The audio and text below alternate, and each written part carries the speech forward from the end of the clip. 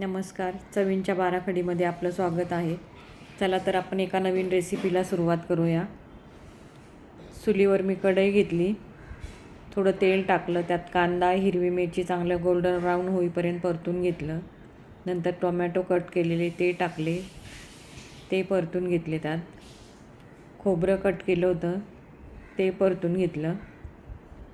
ते थंड झाल्यावर मी सर्व मिक्सरमध्ये टाकून घेतलं. मिक्सरला चांगलं बारीक वाटून घेतलं. ते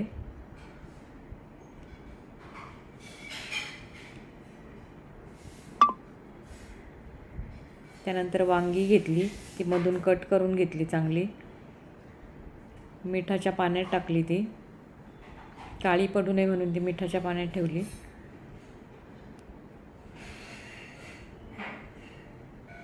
त्यानंतर मिक्सरमध्ये वाटलेलं वाटण घेतलं एका प्लेटमध्ये.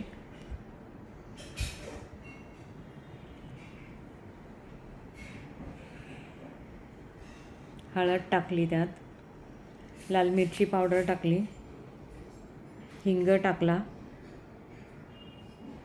गरम मसाला टाकला. छान मिक्स करून घेतलं चमच्यानी. त्यानंतर चवीनुसार मीठ टाकलं,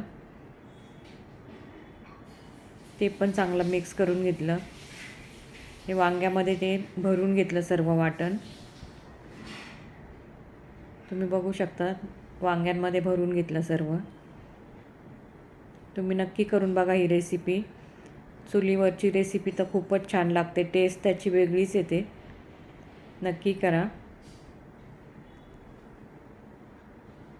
सर्व वांगी भरून घेतली. त्यानंतर चुलीवर कढई ठेवली, त्यात तेल टाकून घेतलं. तुम्ही बघू शकता, छान वांगी भरून घेतली सगळी.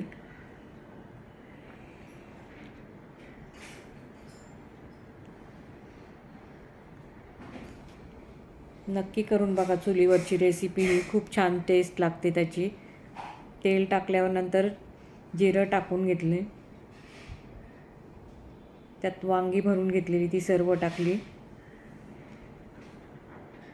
5 मिनटं चांगली वाफवून घेतली ती. त्यानंतर उरलेलं सर्व वाटण टाकून घेतलं त्यात.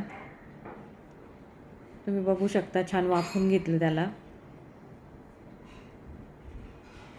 तुम्हाला हवं असेल तर पाणी टाकू शकता पाहिजे तेवढं.